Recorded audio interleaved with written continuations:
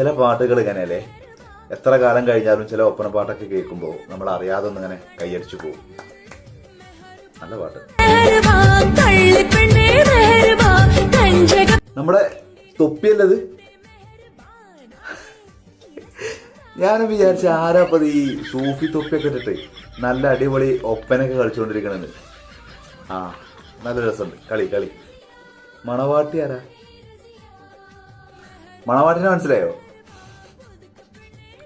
കണ്ടോക്കി. എന്റെ കൺമുമ്പിൽ എങ്ങനെ വന്ന് നീ പെട്ടുപോയാൽ നിന്നെ ഞാൻ തുപ്പും, ഞാൻ തൂറി എറിയും നിന്നെ.